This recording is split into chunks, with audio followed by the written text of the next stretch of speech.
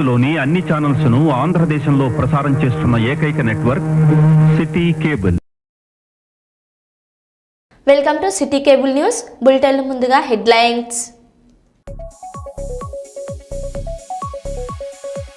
పెద్దాపురంలో NDRF community awareness కార్యక్రమం.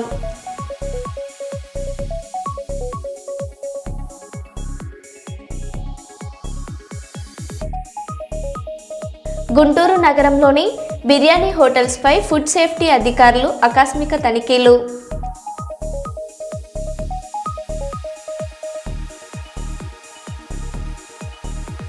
AP deputy CM Pawan Kalyan మరోసారి మానవత్వాన్ని చాటుకున్నారు.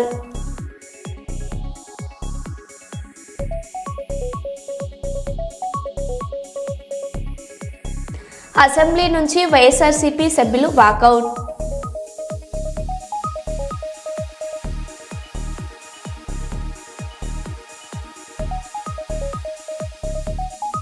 హన్మకొండ అంబేద్కర్ భవన్లో లబ్ధిదారులకు చెక్కులు పంపిణీ చేసిన ఎమ్మెల్యే నాయన్ రాజేందర్ రెడ్డి.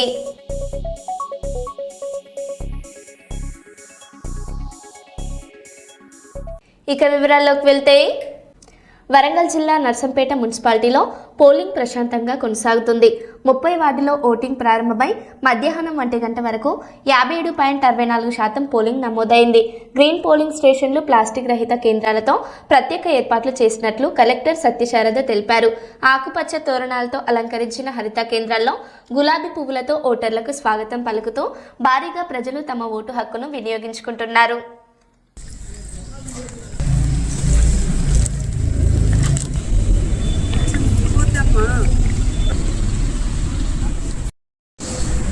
అన్నా అట్లా కాదు.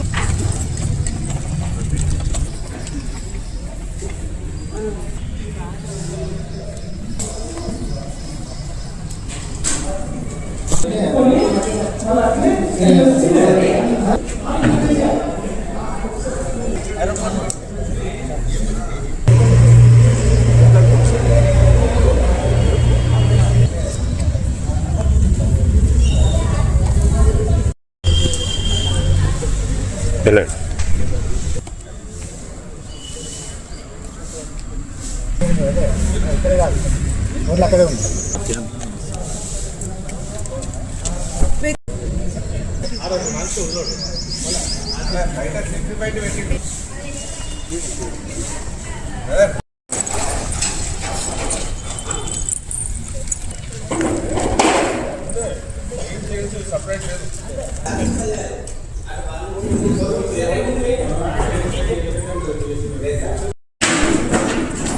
అందరు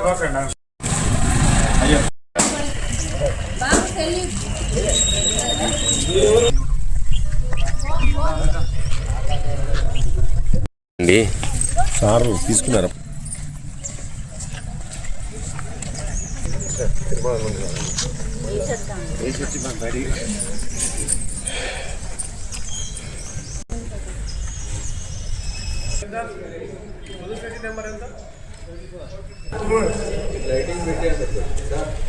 సార్ పెట్టి సార్, మీరైనా మాకు శత్రువులా? అట్లా చూస్తాను, మీరే అట్లా చేస్తాను. 10 సార్లు మీరు ఇచ్చినా కూడా మీరు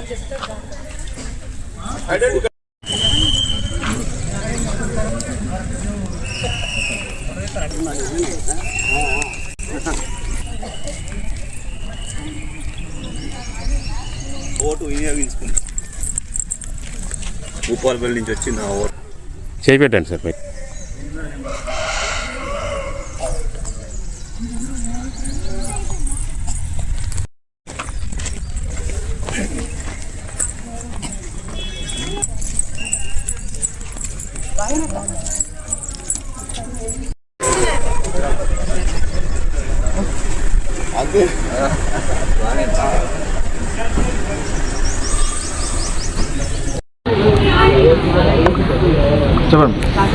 వరంగల్ జిల్లాలో ఇవాళ మనము 2 మున్సిపాలిటీస్కి ఎలక్షన్ ప్రక్రియ పొద్దున్న 7 గంటలకి స్టార్ట్ అయింది. సో మార్నింగ్ పూట కొద్దిగా ఫాగ్ ఉన్నందుకు స్లోగా స్టార్ట్ అయినా ప్రస్తుతము నియర్ టు 35% పైన అయింది 11 గంటల వరకు నమోదైనంత వరకు. అండ్ ప్రతి స్టేషన్లో కూడా ఇప్పుడు ప్రజలు ఇంకా క్యూస్లో కనపడుతున్న పరిస్థితి ఉంది. సో రైట్ నౌ మనము ఏర్పాటు చేసిన ఫెసిలిటీస్ అన్నిటినీ కూడా అందరూ యూటిలైజ్ చేస్తున్నారు. లైక్ వీల్ చైర్స్ కానీ ఇంకా ఇతరత్ర వాటర్ ఫెసిలిటీస్ ప్రతి స్టేషన్లో అన్నీ అవైలబుల్ ఉండేటట్టు మనము చూసుకున్నాము. బోత్ వర్ధనపేట అండ్ నర్సంపేట రెండు మున్సిపాలిటీస్లో కూడా ప్రశాంతంగా ప్రక్రియ కొనసాగుతోంది. సో రైట్ నౌ మనము ఈవెన్ గ్రీన్ పోలింగ్ స్టేషన్స్ రెండు మున్సిపాలిటీలకి 2 చొప్పున తీసుకున్నాము.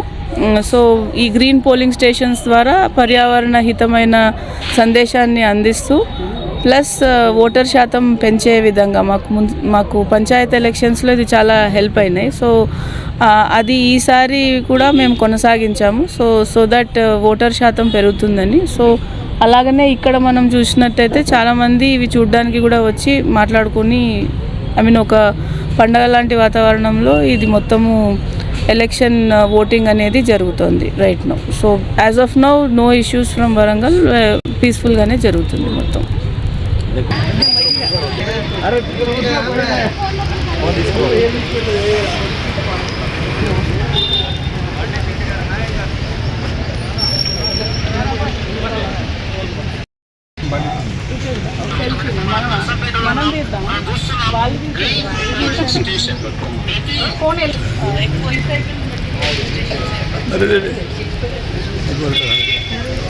జిల్లాలో మున్సిపల్ ఎన్నికలు ప్రశాంతంగా ప్రారంభమయ్యాయి. భూపాలపల్లి, కాసింపల్లి 12, 13 వార్డులు మరియు కృష్ణా కాలనీలోని సింగరేణి స్కూల్ పోలింగ్ కేంద్రాలను జిల్లా ఎస్పీ సిరిశెట్టి సంకీర్తి పరిశీలించారు.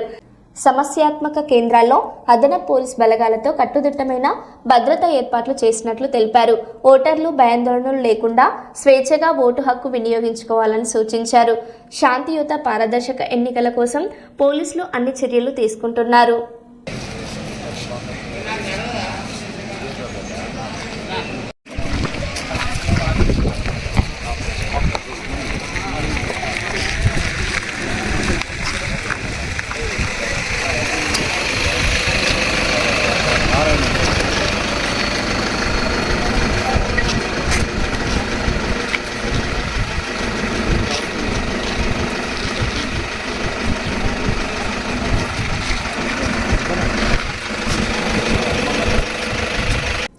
తెలంగాణ ప్రభుత్వం అమలు చేస్తున్న కళ్యాణ లక్ష్మి, షాదీ ముబారక్ పథకాల సాయం లబ్ధిదారులకు త్వరగా అందజేయడమే లక్ష్యమని వరంగల్ పశ్చిమ ఎమ్మెల్యే నాయన్ రాజేందర్ రెడ్డి అన్నారు. హన్మకొండలోని అంబేద్కర్ భవన్లో హన్మకొండ, కాజీపేట మండల లబ్ధిదారులకు చెక్కులు పంపిణీ చేశారు. ఈ సందర్భంగా ఆయన మాట్లాడారు. చెక్కుల లబ్ధి అనేది నిజంగా కూడా జిల్లాలోనే అత్యవసరంగా తొందర అప్లై వచ్చిన నియోజకవర్గాలలో మొదటి స్థానంలో ఉన్న అత్యధికంగా కూడా మనం తీసుకురావటం. సుమారు 24 కోట్ల రూపాయలు, 23 చిల్లర అంటే అప్లై చేసినాక నెలలో, 2 నెలల్లో, 3 నెలల్లో అనేది కాకుండా మనం ప్రతి నెలలో 2 నుంచి 3 సార్లు చెక్కుల పంపిణీ కార్యక్రమం పెట్టుకుంటున్నాం. ఆఫీసే కానీ, ఇక్కడే కానీ, క్యాంప్ ఆఫీస్ కానీ, ఇక్కడే కానీ. అంటే మన యొక్క ఆలోచన విధానం మనసు ఉంటే మార్గం ఉంటుంది అనే విధంగా చేయాలనే తపన ఉంటే డివిజన్లలో కార్పొరేటర్లు కానివ్వండి, ఇతర ప్రజాప్రతినిధులు కానీ తెలియని వాళ్ళకు చేరువుల్లో ఉంటూ దాన్ని ఫాలో చేయడం వల్లే ఇలా మనం తొందరగా reach కాగలుగుతున్నాం.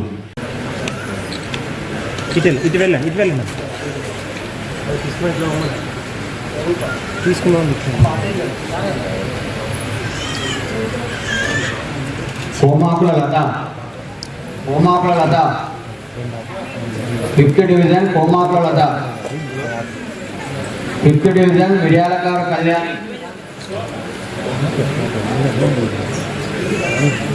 5th division Sayoda, 5th division Syeda,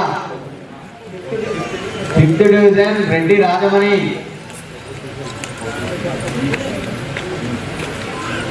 5th division Shabana.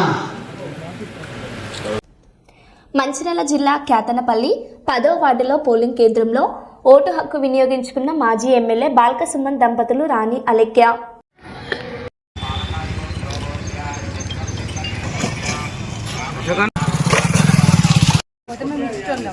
ఉంది కదా.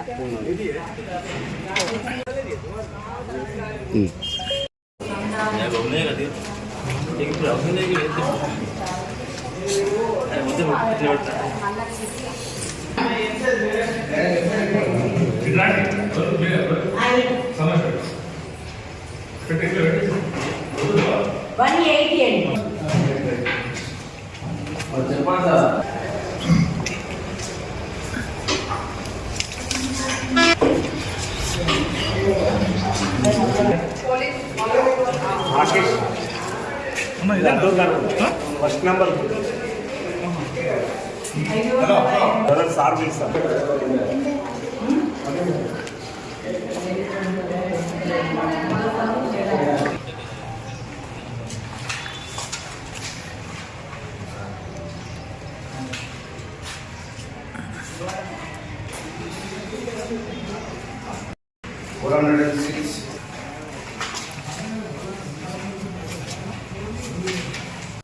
राधिका कोई बाबा ఇటు రాజు బాక్స్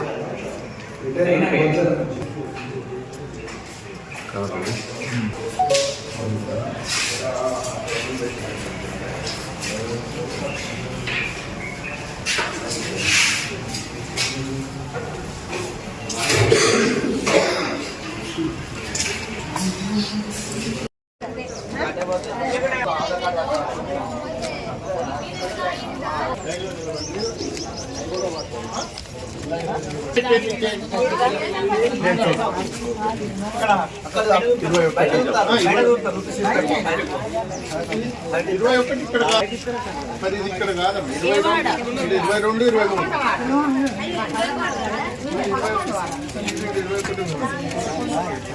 కానీ లేరుగా మనకి 22 23 అమ్మా అలా ఒకరి తర్వాత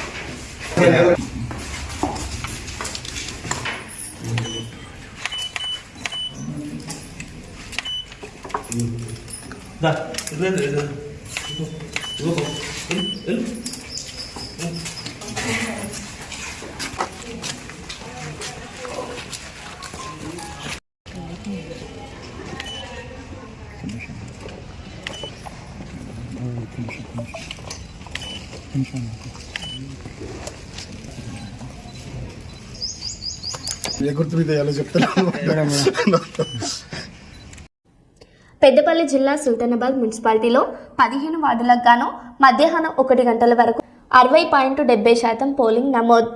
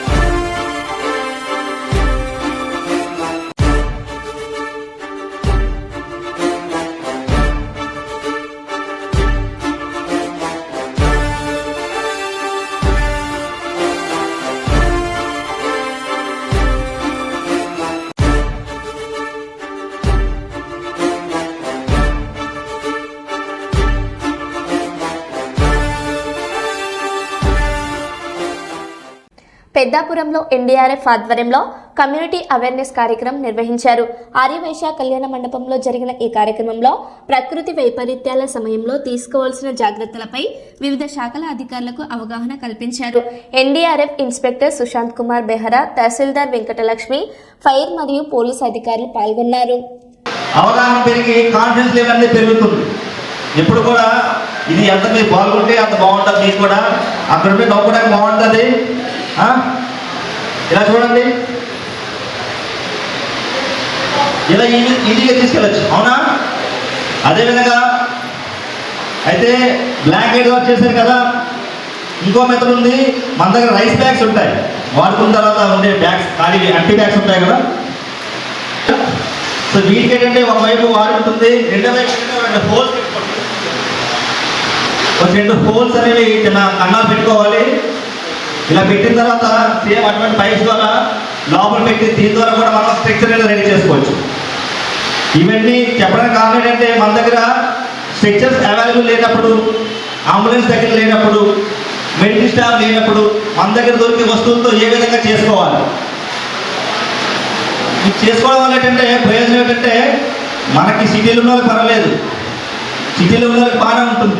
కానీ ఎక్కడైతే కొంచెం గ్రామాలు లోపలికి ఉంటాయో, కొండల దగ్గర ఉంటాయి కదా, వాళ్ళకి ఇబ్బంది ఉంటాయి.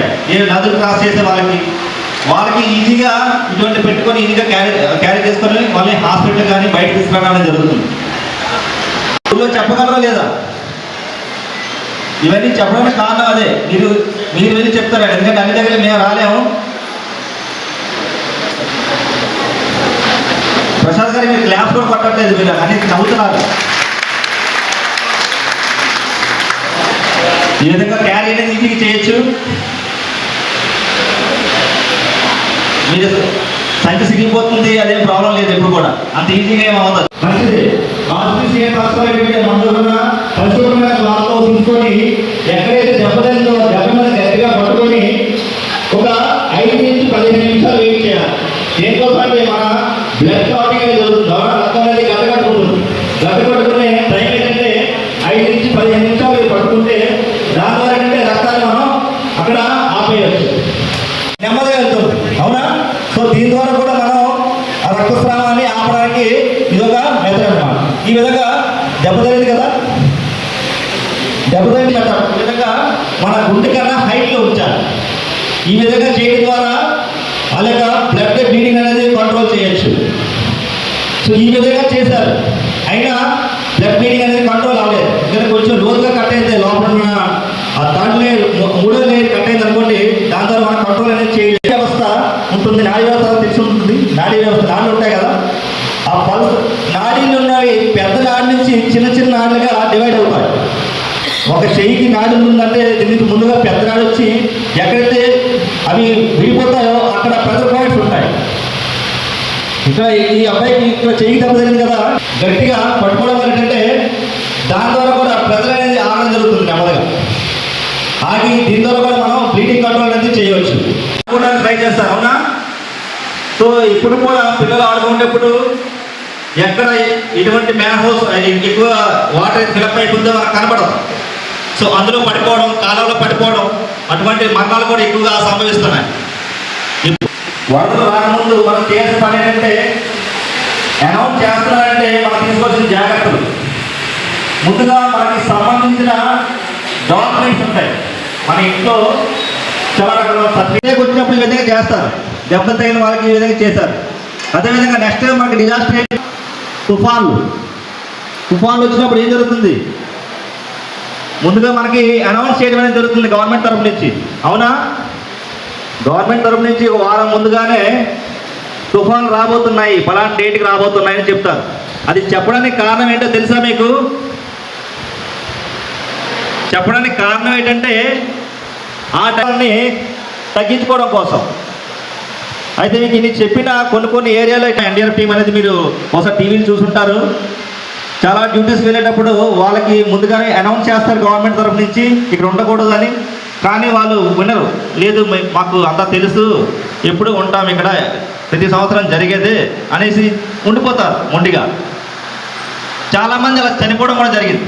ఎందుకంటే వాళ్ళు వెళ్ళినప్పుడు బలవంతంగా తీసుకురావాలి. ఎప్పుడు కూడా గవర్నమెంట్ అనేది మీకు ఇటువంటి ఇన్ఫర్మేషన్ ఇచ్చేటప్పుడు ఏంటంటే జాగ్రత్తగా వినాలి. అది మీకు టీవీ ద్వారా కావచ్చు, రేడియో ద్వారా కావచ్చు, మొబైల్ ద్వారా కావచ్చు.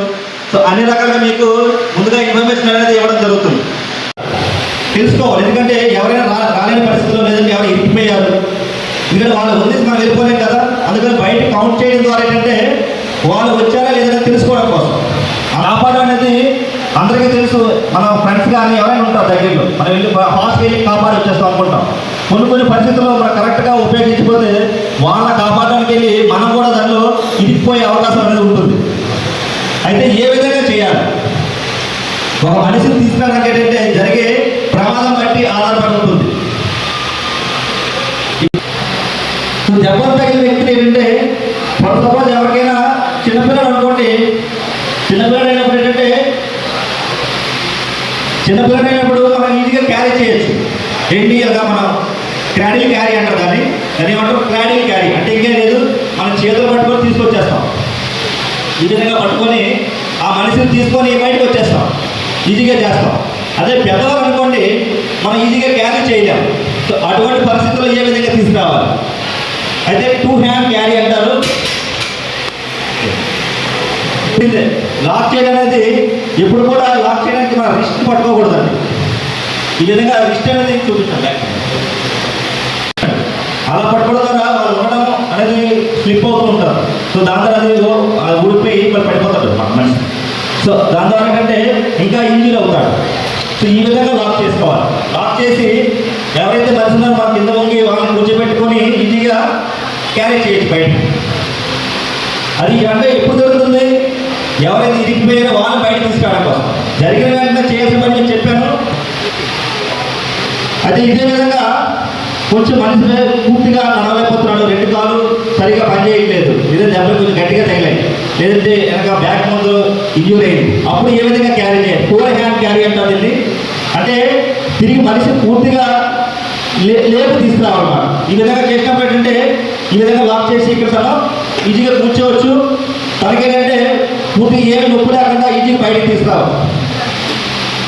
ఈ విధంగా బయటికి ఈజీగా తీసుకురావచ్చు మనం. దీని ద్వారా కూడా మనిషికి ఏమి ఇబ్బంది ఉండదు. మనం ఎంత దూరమే తీసుకురావచ్చు. ఒక బిల్డింగ్ నుంచి పైనుంచి కింద తీసుకొస్తున్నాం, ఏదైనా మెట్లు దిగుతున్నాం, అలాంటప్పుడు ఏంటంటే ఇందాక నేను చెప్పేది ఏంటంటే ఇబ్బందిగా ఉంటుంది మెట్లు దిగేటప్పుడు, కానీ ఇది ఈజీగా ఉంటుంది. మున్సిపల్ ఎన్నికల నేపథ్యంలో చెన్నూరు మాజీ ఎమ్మెల్యే బాల్కసుమన్ ఇంట్లో అధికారులు, పోలీసులు తనిఖీలు నిర్వహించారు. స్థానిక కాంగ్రెస్ నాయకుల ఒత్తిడితో ఈ తనిఖీలు జరిగినట్లు సమాచారం. అయితే తనిఖీలో ఎలాంటి కీలక సమాచారం లభించకపోవడంతో పోలీసులు నిరాశతో వెనుదిరిగినట్లు తెలుస్తుంది. ఈ సంఘటన రాజకీయ వర్గాల్లో చర్చనీయాంశమైంది. మా ఇల్లు చెక్ చేస్తున్నారు కదా, కాంగ్రెస్ లీడర్లు ఇల్లు చెక్ చేస్తున్నారా? మొన్న మా వాళ్ళని బైండ్ ఓవర్ అని చేసిండు సిఐ గారు. మరి పెద్దింటి సీన్ ఇప్పుడు కౌన్సిలర్ గా పోటీ చేస్తున్నాడు. మల్లేశమన్న పెద్దింటి సీన్ కౌన్సిలర్ గా పోటీ చేస్తున్నాడు. శనుక్కుంటే మాత్రం బాంబు పెట్టి పెళ్లి చేసిండు. మరి ఆయన ఎన్నిసార్లు బైండ్ ఓవర్ చేశారు సిఐ గారు? మా క్యాండిడేట్స్ ని ఒకసారి కొంచెం ఒక 5 నిమిషాలు కాదు, నేను అడగలేను. చేసుకోండి, మీరు చేసుకుంటే మేమేం అర్థం.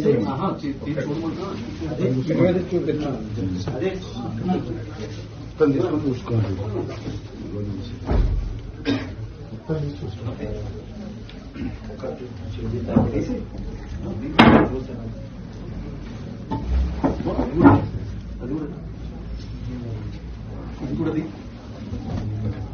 చెన్నూరులో పోలీసు రాజ్యం నడుస్తుంది, రాజ్యం నడుస్తుంది. మొత్తం మా అభ్యర్థుల బ్యాండ్ ఓవర్లు, మా ఇళ్ల మీద వచ్చి చెక్ చేయడాలు, రైడ్ చేయడాలు.